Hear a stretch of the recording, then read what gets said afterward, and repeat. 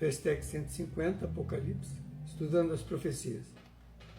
Quinto ponto. São primícias para Deus e para o Cordeiro. Esta palavra primícia é aplicada a diferentes seres representando condições especiais. O Cristo vem a ser as primícias como o antitipo do ondulante molho.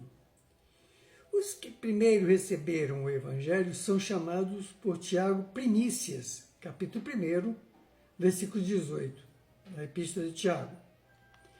Da mesma sorte, os 144 mil escolhidos para o celeiro celeste, aqui na terra, durante as perturbadas cenas dos últimos dias, transladados para o céu sem ver a morte e ocupando uma posição proeminente. São, neste sentido, aliás, com muita razão, chamados primogênitos para Deus e para o Cordeiro. O Cordeiro que tira o pecado do mundo. O Apocalipse é o planejamento divino até o fim do ciclo.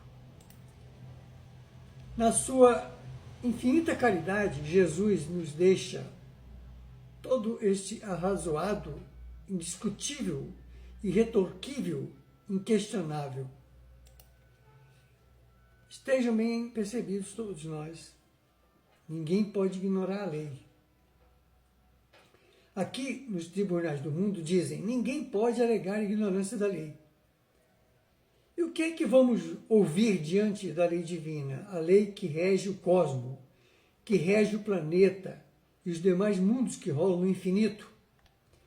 No capítulo 14 do Apocalipse, versículos 6 a 12, nós vamos ver lá. Eu vi outro anjo voando pelo meio do céu e tinha o evangelho eterno para o proclamar aos que habitam a terra e a toda nação e tribo e língua e povo, dizendo com grande voz: temei a Deus e dá-lhe glória, porque vinda é a hora do seu julgamento, e adorai aquele que fez o céu e a terra e o mar e as fontes das águas.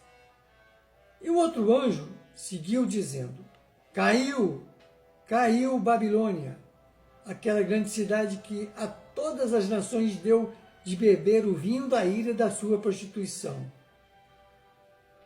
E seguiu o terceiro anjo, dizendo com grande voz: se alguém adorar a besta e a sua imagem, e receber o sinal na sua testa e na sua mão, também o tal beberá do vinho da ira de Deus, que se deitou, não misturado, no cálice da sua ira, e será atormentado pelo fogo e enxofre diante dos santos anjos e diante do Cordeiro de Deus. E o fumo do seu tormento sobe para todo sempre, e não tem repouso, nem de dia nem de noite, os que adoram a besta e a sua imagem, e aquele que receber o sinal do seu nome. Aqui está a paciência dos santos.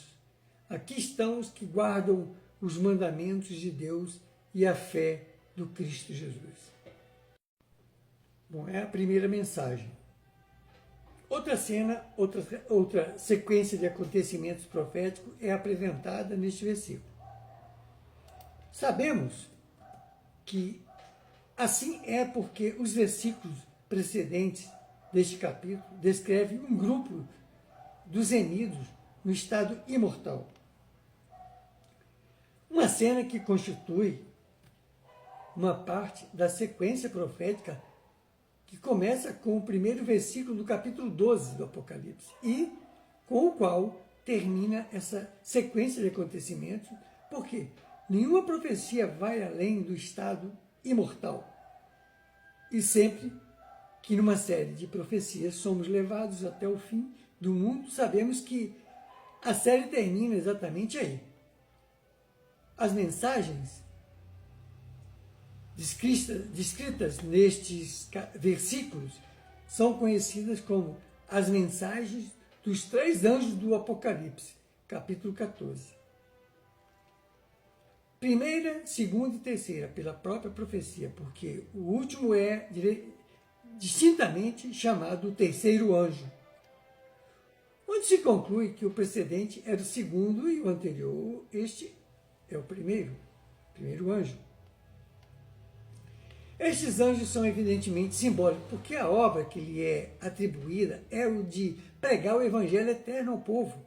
Mas a pregação do evangelho não foi confiada a anjos literais. Foi confiada a espíritos que reencarnaram e que são responsáveis por estes sagrados depósitos colocado em suas mãos pela misericórdia do Cristo. Cada um destes três anjos simboliza, portanto, um corpo de ensinamentos religiosos com a missão de tornar conhecidos aos homens as verdades especiais que constituem, respectivamente, a responsabilidade destas mensagens. Mas, além disso, devemos considerar que os anjos, literalmente, estão vivamente interessados na obra de evangelização dos homens. São enviados para ministrar em favor daqueles que hão de herdar a salvação. E como há ordem em todos os movimentos e planos de mundo celeste, não é mero produto da fantasia supor que um anjo mesmo tenha o cargo e a supervisão da obra de cada mensagem. Basta confrontar este Apocalipse, capítulo 1, versículo 1, capítulo 22, versículo 16, e a Epístola de Paulo aos Hebreus, capítulo 1, versículo 14. Um anjo quer dizer um espírito de luz, um daqueles que já se identificaram com o Cristo de Deus, como o próprio Jesus pôde e poderá sempre dizer: eu e Deus somos um. Nestes símbolos, vemos o flagrante contraste que a Bíblia estabelece entre as coisas celestiais e as coisas terrestres. Sempre que é preciso representar governos terrenos aqui debaixo da terra, até os melhores dentre eles, os símbolos mais apropriados que se pode encontrar é cruel, um voraz animal selvagem. Veja bem se não é verdade. Mas, quando é necessário apresentar a obra de Deus, um anjo revestido de beleza, cingido de poder, é escolhido para simbolizá-lo. A importância da obra apresentada nos últimos versículos citados será, evidentemente, para quantos queiram estudá-los com atenção. Sempre que estas mensagens são devidas e proclamadas, devem, pela própria natureza das coisas, constituírem o grande tema de interesse para esta geração.